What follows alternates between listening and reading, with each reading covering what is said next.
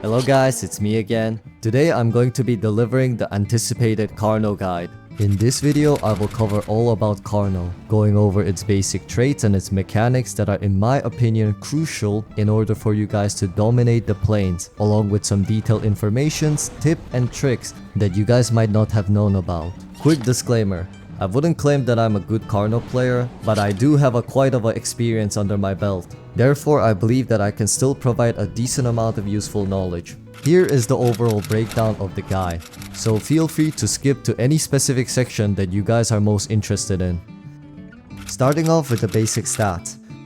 Carnotaurus, or as known as a Carno, is one of the currently biggest and fastest carnivores in the game, taking around 2 to 3 hours to grow on average, depending on your growth rate. Carno, compared to the rest, has a group size of 3, making it seem less formidable compared to the rest of the roster. But don't let the number fool you, as a well-coordinated pack of Carnos, despite their limited size, can be quite deadly. Their playstyle is heavily concentrated around stamina management and positioning, as their main primary charge attack consumes stamina while giving them a speed boost, to the point where you may end up running out of stamina completely if not careful when fighting large number of players. One of the biggest strengths that separates Carno compared to the rest of the roster is its speed, as it is the fastest carnivore in the game and arguably even the fastest dinosaur, making it almost impossible to escape from it if it decides to take you down, while also giving it an opportunity to escape from majority of the danger as well. Furthermore, it has one of the highest bite force among carnivores, with a respectable 150 bite force, the same one as the ones of the Cerrados. But unfortunately, despite its pros, it has one of the worst turning radius in the game, making it almost impossible to fight against larger or extremely agile dinosaur by itself, making it quite a team-dependent playable when targeting larger preys. Additionally, Carno has one of the weakest bleed resistances, and along with its core strength being running, it is extremely important to keep in check your blood level in order to not bleed out, as dinosaurs bleed much faster while they're running or swimming compared to the standing or sitting. Lastly, it is one of the slowest swimmers in the game, while draining tons of stamina, making it incredibly bad when chasing someone in water or fighting someone. Now moving on with the basic attacks. Every dinosaur in the game possesses a left-click basic attack, but each of them have different animation, bite force, bite speed, and a hitbox, with Carnos possessing one of the slowest bite speed compared to the other dinosaurs such as Dilo and Cerrados. Therefore, missing your bite is more detrimental compared to the others. Additionally, despite Carno's left click doing a lot of damage, it doesn't do much bleed, and with its main ability not causing any bleed, trying to take down a prey with a bleed is not recommended. Lastly, Carnos, like few other dinosaurs, can move their heads in order to shift their biting target. Therefore, it is always important to make sure that you're aiming at the prey, as accidental head movement could result in missing. Moving on to the alt attack. The alt attack is essentially a stronger version of the left attack, with a trade-off of you being more vulnerable while costing some stamina, as you would have to be standing in order to trigger it. But it also allows you to strike backwards or in the direction you're looking at, as normal attacks only hit the target that is in front of it. The alt attacks are slightly different depending on the dinosaur, but when it comes to Carno, its alt attack makes him stand still when using it, locking him in that state for a short duration.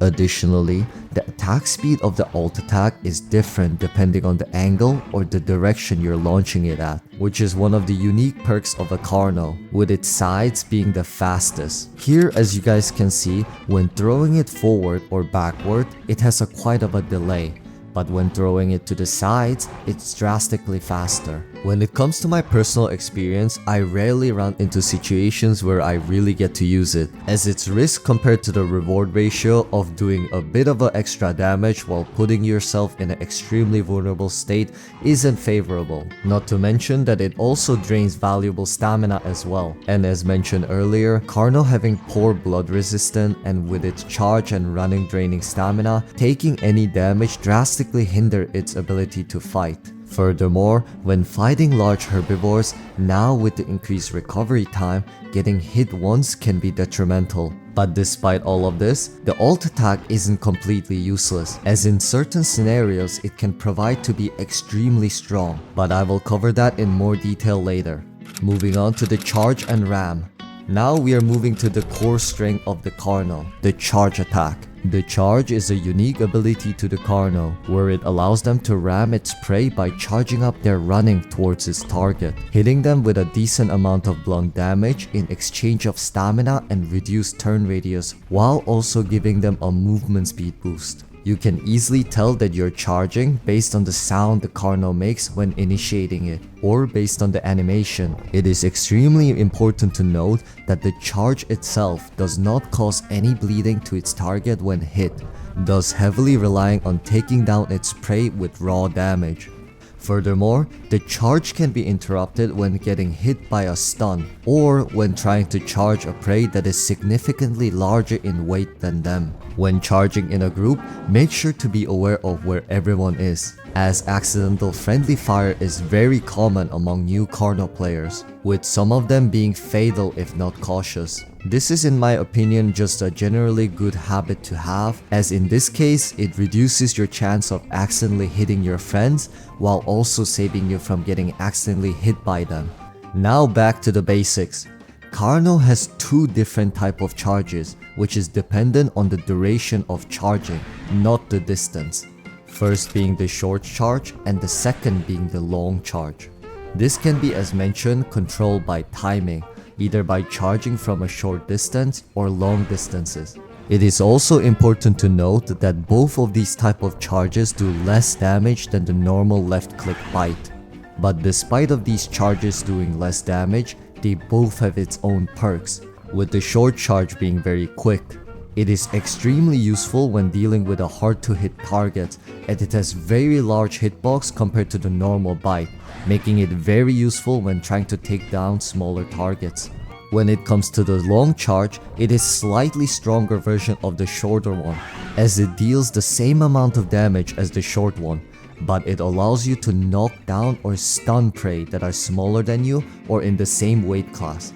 In order to trigger the long charge, a player needs to run around 4 seconds to land it. And as mentioned earlier, this is not based on distance, because as you guys can see on the screen, even with the speed mutation, despite covering the same amount of distance, the Carno is not able to knock down the Omni. Therefore, if the duration of the charge is not met, the long charge does not apply, resulting in a failure of the knockdown.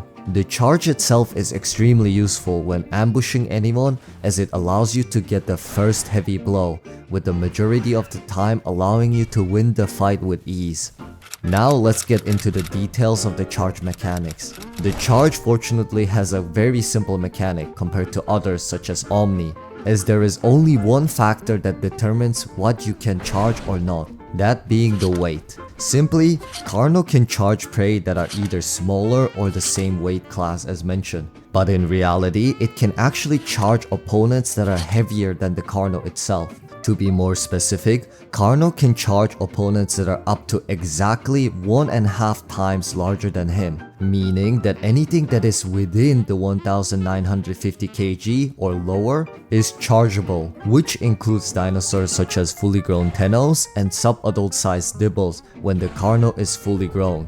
This also means that a 472 kg Carno is able to safely charge and stun a fully grown Dilo, with Carnos that weigh above 868 kg being able to charge and stun fully grown Cerrados unless they're using their own charge. This is extremely important to be aware of, as a charging prey that is significantly larger than them or does not fit within the 1.5 criteria will cause the Carno to fail it, resulting in getting stunned for a short duration while taking a small amount of damage, which is majority of the time fatal. Moving on to the knockdown threshold. When it comes to the knockdown threshold, it's very similar to the charge, with one difference being that it has the opposite threshold, meaning that the prey has to be smaller than the Carno in order to be knocked down, with a fully grown Carno being able to knock down prey that are smaller than 1.17 tons. meaning it has to be around 1.1 times smaller than the Carno, with anything larger not being able to be knocked down from our testing. Now, let's get into the more advanced Carno mechanics and tricks. Starting off with the strongest one, the charge drifting. Charge drifting is a mechanic that allows you to slightly and quickly adjust your charging direction without losing almost any speed or momentum, allowing you to make sharper turns that are not possible with a regular charge. This mechanic is extremely strong, as you can change your charging direction at the last moment, following the direction they are trying to avoid, making it almost impossible to dodge, as it is extremely hard to predict your movement, allowing you to hit your charges more easily, being able to destroy any small tier with almost zero effort. The mechanic itself is extremely easy compared to the amount of value it provides, as it only requires 2 small adjustments compared to the regular charge, those being a slight mouse movement along with a left or right movement. When trying to perform the drift charge, you have to first move your mouse slightly towards the direction you are trying to turn, following it with a left or right key button. After your Carno has drifted its direction towards the desired direction, just simply press W while still holding onto the shift and right mouse button. It is important to note to not move your mouse too much, as if moved too much, it would result in a long drift, slowing you down significantly. The long drift itself is very useful as well when trying to make really sharp turns. But as I mentioned, it has a really big trade-off being slow, meaning that the smaller the turns you have, the quicker you can follow the charge up. Here is an example of it performing.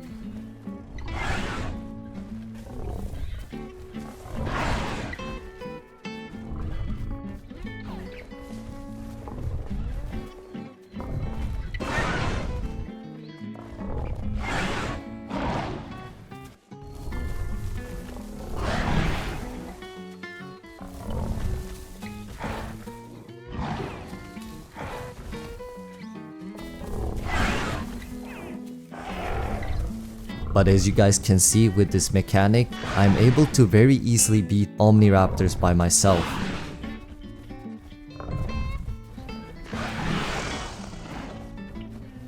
Moving on to the second mechanic, being the rapid ulting. As mentioned earlier, when ult attacking, depending on the direction you throw it, it can be significantly faster. And this is the mechanic that focuses on fully utilizing it.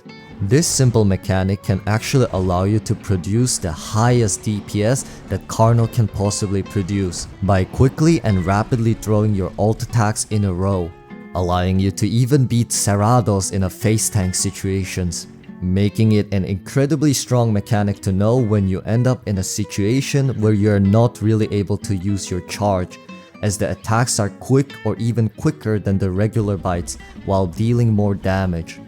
In order to pull this off successfully, there are a few simple steps that need to be taken. First, and the most important one, being the camera angle, as you need to slightly adjust it to the left or right, no more or no less, as even a small miss will reduce in a long ult. After executing the first ult, it should be followed with a second one with the same principles, by making a quick movement adjustment of how your dino is positioned in order for you to land the ult and in order for it to trigger the quicker one, with you now repeating the same process over and over again, making it look like this.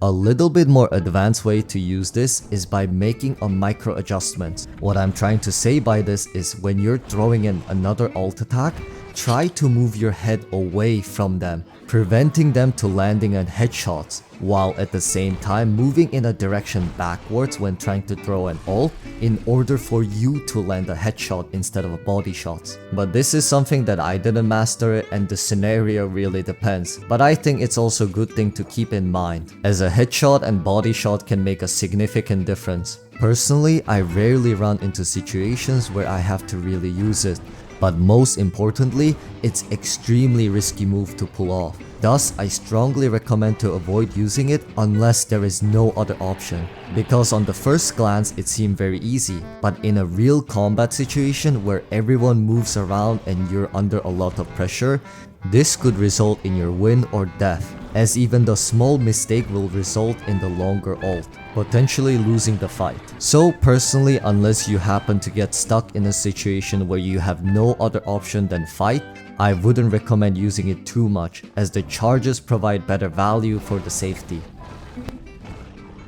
As a bonus, here are some small but very useful tricks that you can implement. Starting off with the charge drift feinting. This is just a little trick you can mix into your drift charge mechanic. Essentially, as the name already suggests, it's a trick that allows you to feint your charge to your opponents, making it even more significantly difficult for them to predict. This is done easily by simply following the previous mentioned method, but before resuming the charge, simply move left and right to feint which direction you plan on turning.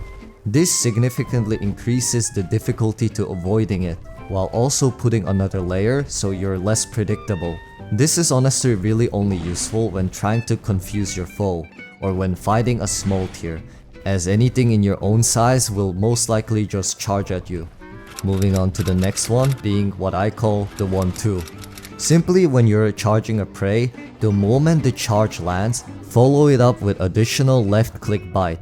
This is simple but very effective, as there is no delay between those two attacks, allowing you to essentially almost double the damage you deliver without any drawbacks. It is extremely effective, and most importantly, it's extremely practical when fighting anything, especially considering that Carno charge does not do any bleed damage.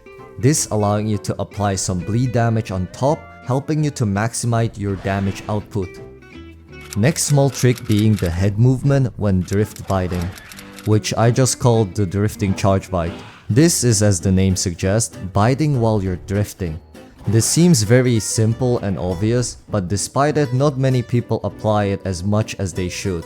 This trick is mainly useful when fighting small tiers such as Omnis and Dilos, as the majority of the time when fighting them, the smaller tiers will always try to get behind you in order to avoid your charging area. But by quickly drifting towards the area that they are trying to run around, you can essentially completely block them off from getting any free bites or get a free bite yourself, making it quite useful as every damage counts. It is also quite useful when fighting larger tiers, as by quickly making a drift you can avoid some attacks and land your own.